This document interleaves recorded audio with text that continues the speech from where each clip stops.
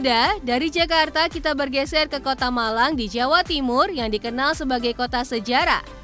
Hal ini terbukti dengan banyaknya bangunan bersejarah seperti candi, museum, hingga bangunan kolonial. Salah satu bangunan bersejarah di kota Malang adalah Gereja Katedral Ijen. Nah, kali ini tim Indonesia mau mengajak Sobat Muda mengenal lebih dekat bangunan bersejarah yang usianya hampir mencapai 1 abad. Penasaran? Let's go!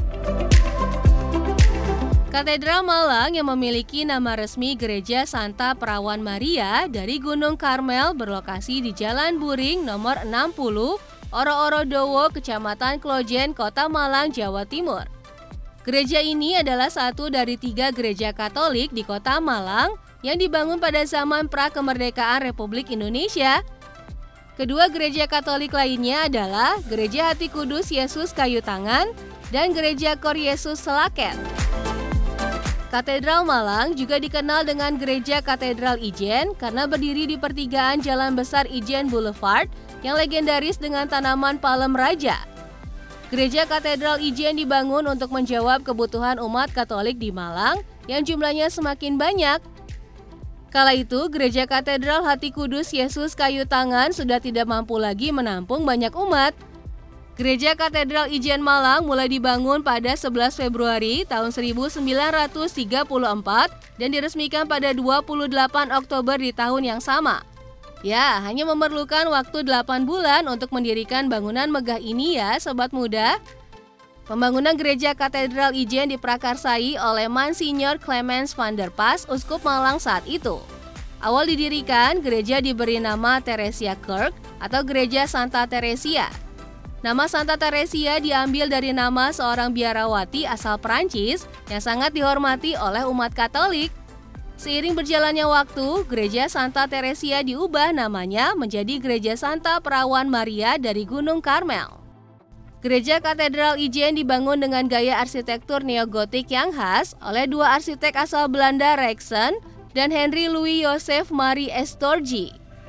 Bangunan gereja berbentuk persegi panjang dengan atap bergaya kubah. Dinding gereja dihiasi ornamen-ornamen serta jendela kaca patri yang indah.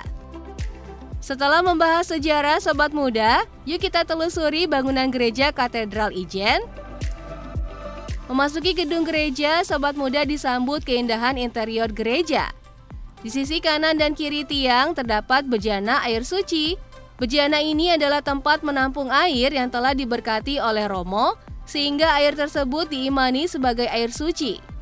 Membasuh air suci ke dahi, bahu, dan dada dimaksudkan untuk mengingatkan umat akan kehadiran Yesus dalam berbagai peristiwa dan sebagai bentuk karya penebusan atas dosa. Masuk lebih dalam ke sisi kiri gereja, terdapat bejana besar yang digunakan untuk membaptis anak bayi. Sekeliling bejana bertuliskan kalimat dalam bahasa Latin yang berbunyi In nomine Patris et Filii et Spiritus Sancti, yang berarti dalam nama Bapa dan Putra dan Roh Kudus atau yang biasa dikenal dengan rumusan Tritunggal. Bergeser ke sisi kanan terdapat ruang pengakuan dosa. Di ruangan ini umat Katolik datang dan mengaku dosa. Terdapat 2 ruangan. Yang pertama ruangan untuk Romo yang mendengarkan dan mendoakan, kedua ruangan untuk umat. Di setiap ruangan juga terdapat lembar doa. Lembar doa Romo dilengkapi dengan 4 bahasa, bahasa Indonesia, bahasa Jawa, bahasa Inggris, dan bahasa Latin. Sedangkan di ruang umat terdapat lembar doa pertobatan dalam bahasa Indonesia. Masih di bagian belakang, Sobat Muda bisa melihat patung Yesus Kristus di kayu salib. Ada pula patung Santo Antonius dari Padua. Replika patung Bunda Maria memeluk tubuh Yesus setelah peristiwa penyaliban karya seniman Michelangelo di abad ke-15. Tidak lupa patung Santa Theresia di sampingnya. Berjalan menuju altar, kemegahan gereja yang sudah berusia 90 tahun ini seolah tidak lekang oleh waktu. Meski sudah mengalami renovasi, namun bangunan asli gereja tetap dipertahankan. Salah satu yang masih asli dan tidak berubah sejak berdirinya gereja adalah bagian lantai. For your information Sobat Muda, Gereja Katedral Malang mampu menampung hingga 800 jemaat loh. Oh ya Sobat Muda, mengelilingi dinding gereja, kamu bisa melihat karya seni lukis yaitu 14 lukisan jalan salib yang menggantung indah. Lukisan klasik bergaya Renaissance ini bertujuan untuk menciptakan suasana religius yang kental, meningkatkan konsentrasi saat beribadah, dan mengingatkan umat terhadap peristiwa penting yang dialami Yesus Kristus. Lukisan diawali dengan penghakiman Yesus di hadapan Raja Herodes, perjalanan Yesus membawa kayu salib, Yesus disalib, hingga Yesus diturunkan dari kayu salib. Nah, sekarang yuk kita naik ke lantai 2.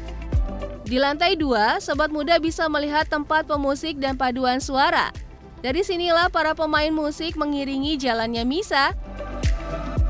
Sobat muda, tahukah kamu ada kursi tata di altar yang digunakan sebagai tempat duduk bagi uskup? Kursi ini hanya bisa kamu temukan di gereja katedral. Ya, inilah yang membedakan gereja katedral dengan gereja Katolik lainnya. Sobat muda, itu tadi sedikit perjalanan sejarah Gereja Katedral Malang sebagai salah satu bangunan bersejarah yang ada di Kota Malang. Bagaimana dengan kamu, sobat muda? Ada bangunan bersejarah apa nih di kotamu?